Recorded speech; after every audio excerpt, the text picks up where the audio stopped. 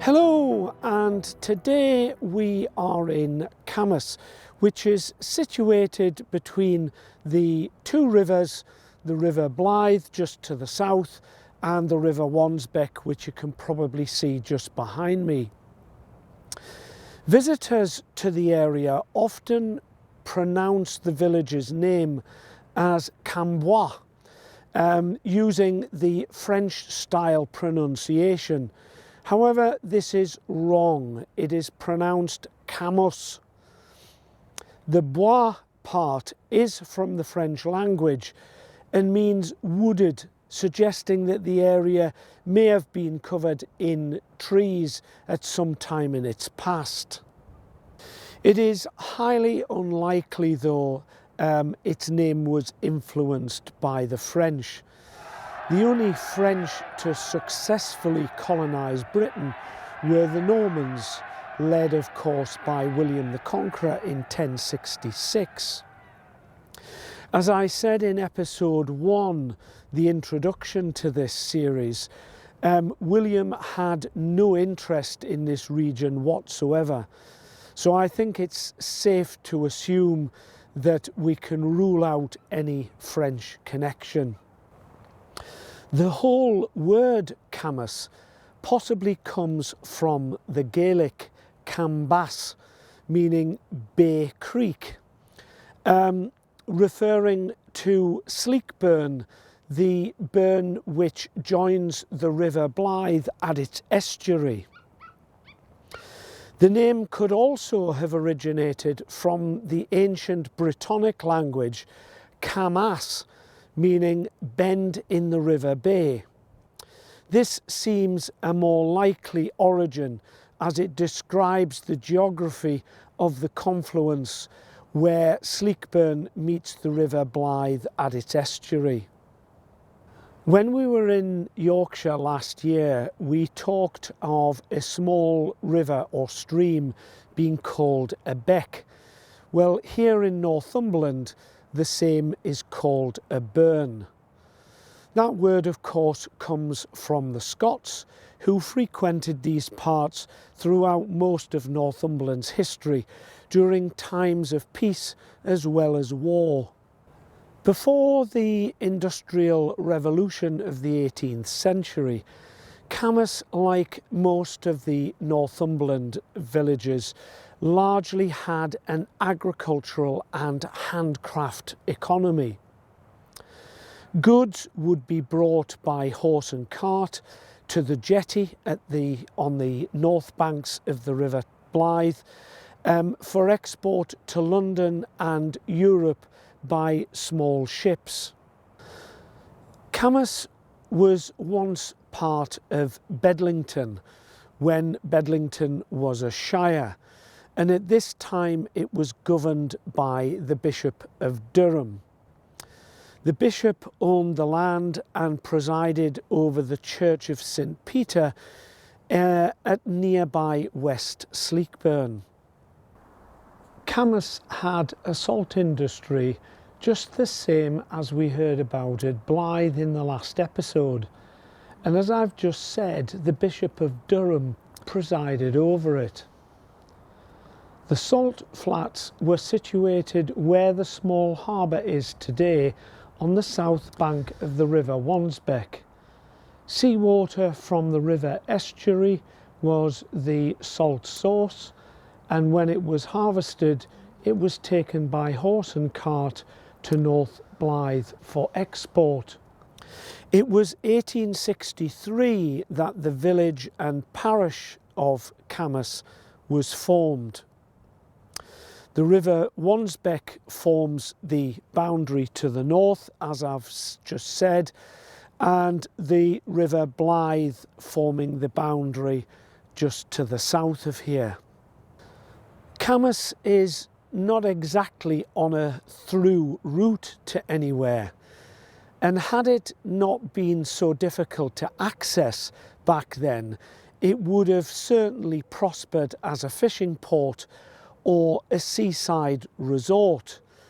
The landlady of the Charlton Inn, which is just up in the village, told me that in the mackerel season the fishermen would actually set up on the beach and the fish would almost, you know, swim into the nets. They were so easy to catch. Similarly, had the railways linked Cambois with either Blyth or Newbiggin, that would have resulted in a different future for the village as well. Its existence as a township is almost certainly due to the colliery, which was opened here in 1862. It's recorded that within 5 years of opening, it was producing nearly 500,000 tonnes of top-grade coal, which of course was exported from the staiths at Blyth. Cambois Colliery was regarded as the most perfect model of a pit in the north of England and employed 850 men and boys. Boys, of course, were used to crawl through the coal seams where they were very narrow. The colliery was closed, though, in 1968, along with many of the surrounding pits. There used to be a street here in Cambois called Bokashika, and this is said to be derived from two residents that once lived here. They served in the Navy under Admiral Vernon at the Siege of Cartagena in Colombia. Bokashika was a fort in Cartagena and attacked by the British fleet in 1740 in the conflict with Spain over trading rights in the Caribbean. The street was obviously named in celebration of that victory. Unfortunately, it is no longer here. Local people have informed me that it was knocked down many years ago. However, this holiday cottage right on the peninsula has a plaque bearing the name Bokashika, which is the only lasting memory of it now. In 1958, a coal-fired power station was built on the north bank of the River Blyth and called Blyth A. Almost immediately that was finished, work began on a larger adjacent plant known as Blyth B. And that really put Cambois on the map, literally, because you could see those two power plants for miles around and way, way out at sea. Together they formed the largest generator of electricity in England until the power station at Ferry Bridge was built in 1966. Initially, both power plants were supplied direct from Cambois Colliery, but after the pit closed, it was supplied by coal from neighbouring pits such as Ellington, which didn't close until 1994. The power plants were, of course, a huge employer of local people. The four towering chimneys dominated the skyline here for decades until both power stations were closed in 2001 and demolished 2 years later in 2003.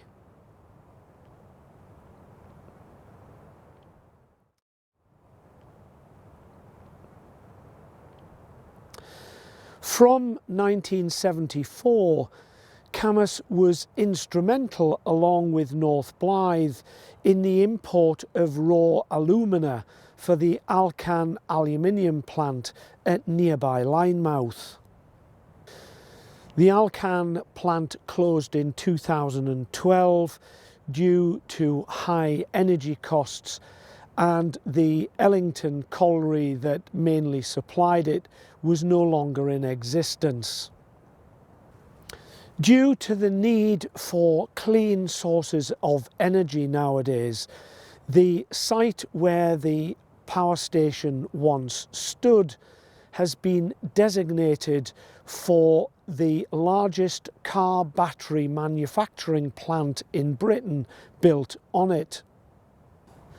Anyone who lives in the northeast will have seen recently frequent news bulletins reporting the British company, British Volt, not getting the financial backing that it needed, and has very recently, in the last few days, gone into administration.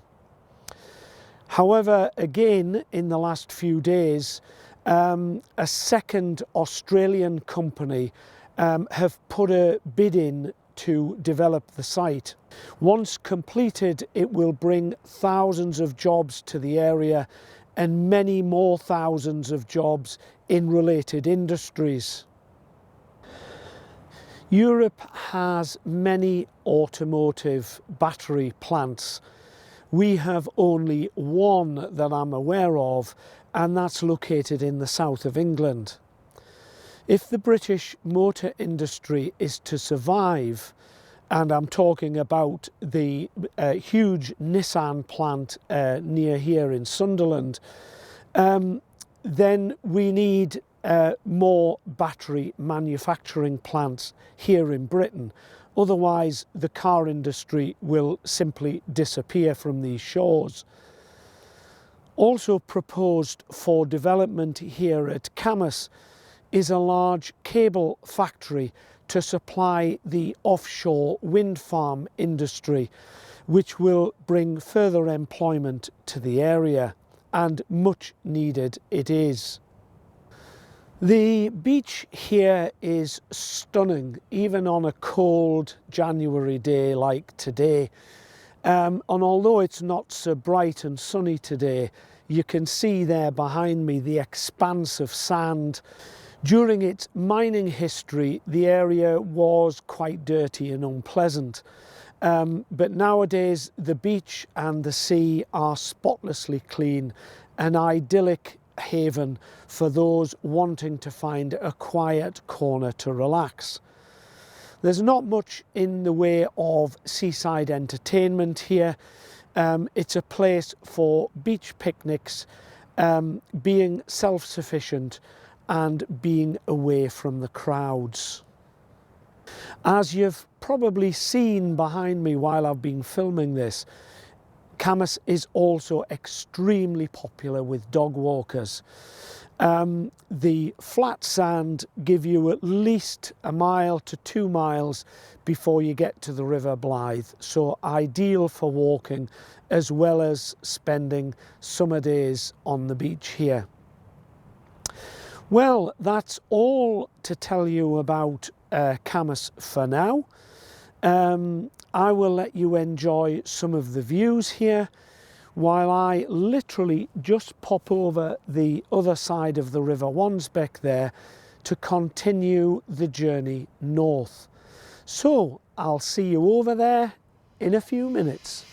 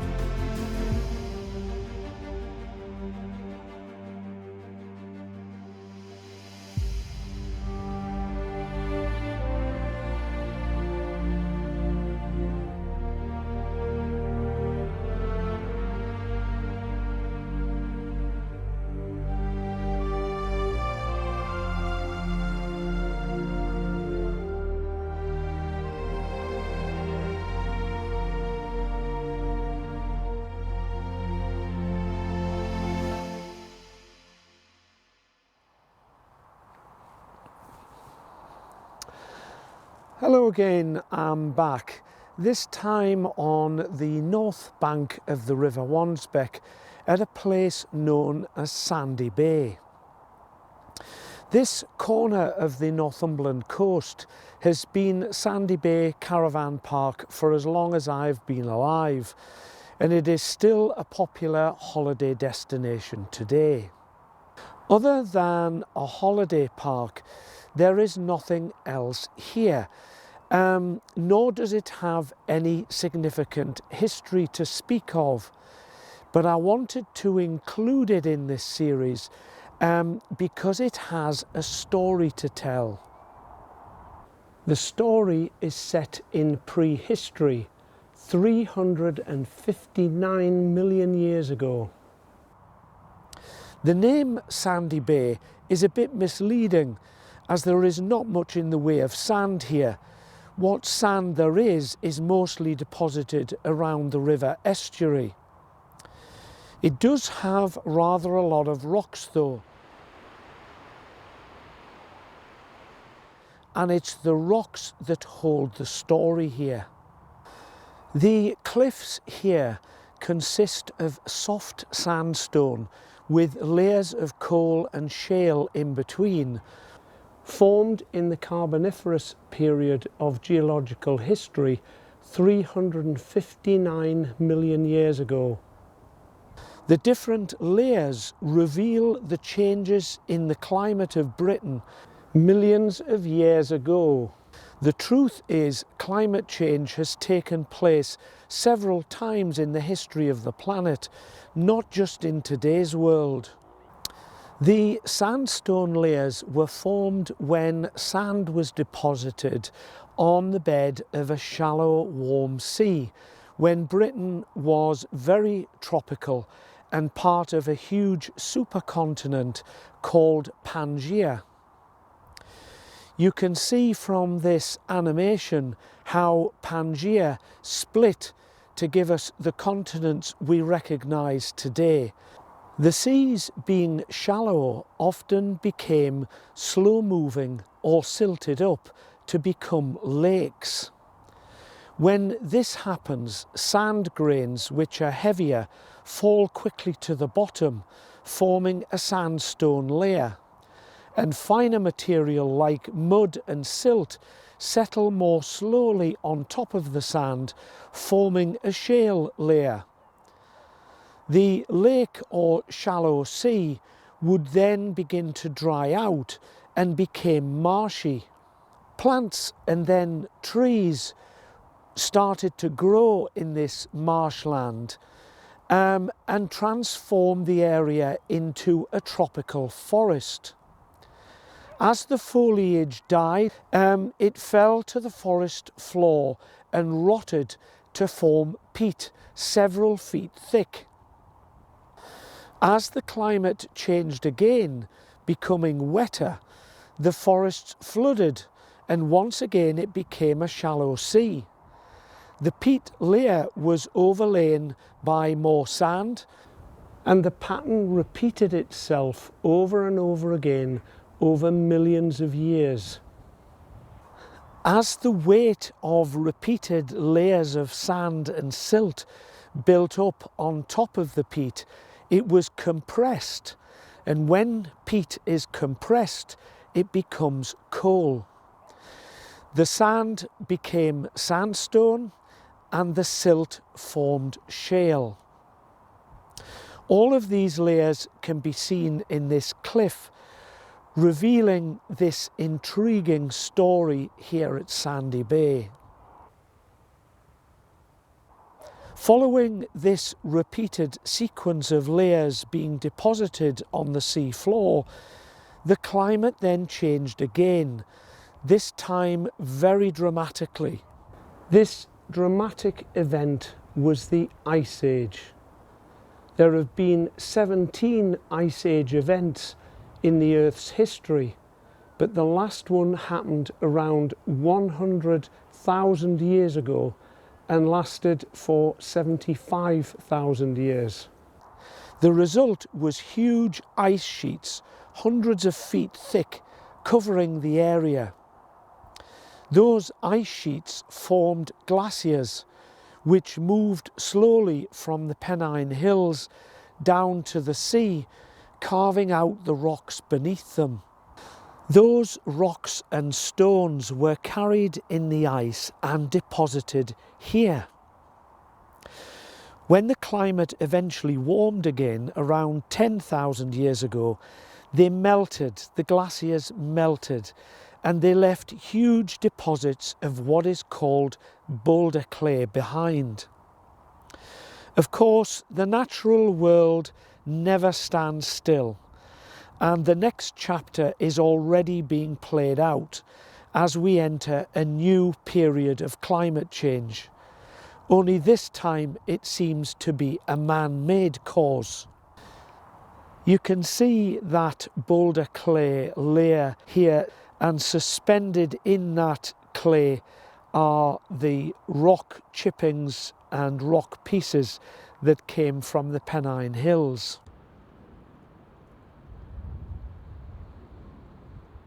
I lived in Newbiggin, which is just over that headland to the north of here, for 60 years. And I would come here as a child hunting for fossils. Back then, the cliffs were at least 50 to 100 metres further east. And this has all disappeared due to coastal erosion. These caravans have had to be moved back time and time again as the cliff faces collapse and the land becomes unstable. Rising sea levels caused by the polar ice caps melting eat away at the cliff face here each year, causing more and more of it to be eroded and recycled on the seabed of today.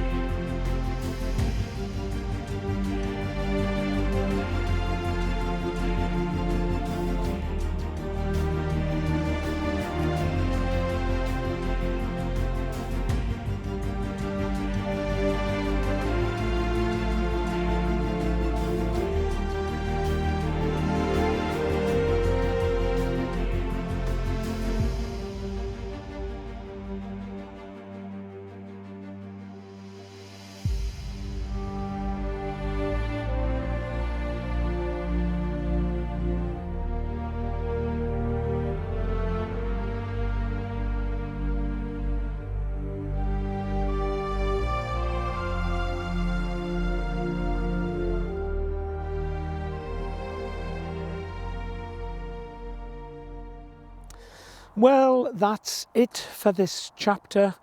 As always, I ask if you've enjoyed this, please give it a like. Please subscribe if you haven't already done so, and don't forget to hit that notification bell. This will notify you whenever there's a new release posted. So it's goodbye for now. I will see you all in the next episode, when I'll be in Newbiggin, which is just over that headland there behind me, and I will see you there very soon.